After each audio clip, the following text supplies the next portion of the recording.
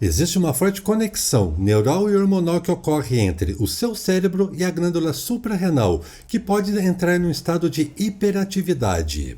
Essa hiperatividade explica, pelo menos em parte, porque você tenta descansar. Deita, rola na cama, o sono não vem e no outro dia acorda mais cansado ainda. Quando isso ocorre, é por causa de uma região central do seu cérebro que está enviando um sinal, e esse sinal deixa você num estado de alerta máximo o tempo todo. Eu sou Luiz Otávio Siqueira e nesse vídeo eu quero mostrar para você por que esse mecanismo está hiperativo, o que ele está fazendo com o resto do seu corpo e quais áreas do cérebro é afetada por esse mecanismo que deixa você naquele estado de raiva constante.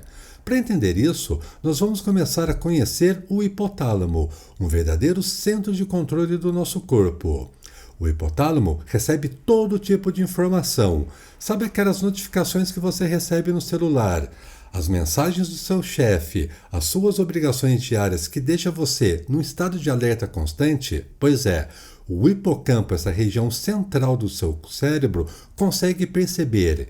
E quando você recebe essas notícias ruins, o hipotálamo vai comunicar diretamente com o sistema nervoso autônomo simpático, que manda uma informação até as suas glândulas suprarrenais, glândulas essas que estão localizadas acima dos seus rins. A resposta da glândula suprarrenal seria liberar uma quantidade grande de adrenalina na sua corrente sanguínea. A adrenalina tem um resultado de uma reação em cadeia, que vai ativar vários órgãos e sistemas do seu corpo, como, por exemplo, o sistema cardiovascular. Ela aumenta a frequência e a força dos batimentos cardíacos. Isso vai fazer com que o coração bombeie mais sangue na sua corrente sanguínea. Além disso, afeta os pulmões, aumentando a força e a frequência respiratória, o que vai fornecer mais oxigênio para o seu corpo. Também pode ocorrer a tensão muscular. Perceba o seguinte: toda vez que você recebe uma notícia ruim, toda vez que você leva um susto, você tem algumas reações fisiológicas, como, por exemplo, um aperto no peito, uma respiração rápida que não preenche corretamente os pulmões e uma rigidez muscular que não cede. Tudo isso são efeitos relacionados com o aumento da adrenalina, mas se você pensar bem, esses efeitos são rápidos. Isso por um motivo muito simples. A adrenalina é um hormônio que foi feito para atuar rapidamente no seu corpo. Mas olha só, o estresse é constante. E o que acontece com o seu corpo quando o estresse permanece? Coisa muito comum nos dias atuais. É nesse momento que o hipotálamo de novo vai ser acionado. Agora o hipotálamo ele vai entender que você precisa de uma resposta mais duradoura. E o que ele faz? Ele vai ativar um outro eixo neuroendócrino, o eixo HPA. O eixo HPA é formado pelas seguintes estruturas: o hipotálamo, a hipófise, também chamada de pituitária, e a glândula suprarrenal. Vamos ver o que acontece. Quando nós temos um excesso, uma sobrecarga de atividade que nos deixa num alerta constante, num estresse constante, o hipotálamo vai ser informado. Mas, nesse momento, o que ele vai fazer? O estímulo no hipotálamo faz com que ele libere um hormônio chamado CRH. Esse hormônio vai ganhar a corrente sanguínea e vai ser direcionado até a hipófise. Na hipófise, ele vai estimular essa glândula que vai produzir um outro hormônio chamado de ACTH. O ACTH, por sua vez, ele vai ganhar a corrente sanguínea e vai ser direcionado até a glândula suprarrenal. Qual a função desse hormônio na glândula suprarrenal? É estimular essa glândula a produzir um hormônio chamado de cortisol. O cortisol, diferentemente da adrenalina, tem um efeito duradouro. Ele mantém o seu corpo em um alerta constante por horas a fio. Mas isso pode ter um problema quando a gente libera uma quantidade muito grande de cortisol graças ao estresse. O excesso do estresse pode fazer com que você tenha um sacrifício no seu descanso. Agora você pode entender por que você deita na cama, rola, o sono não vem, você acorda constantemente e no outro dia você acorda mais cansado do que foi dormir.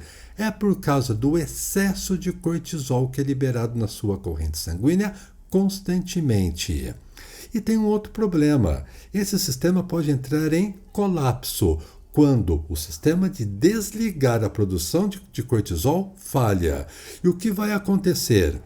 O cortisol, ou melhor, o excesso de cortisol, é a resposta que dá para o seu cérebro desligar a produção.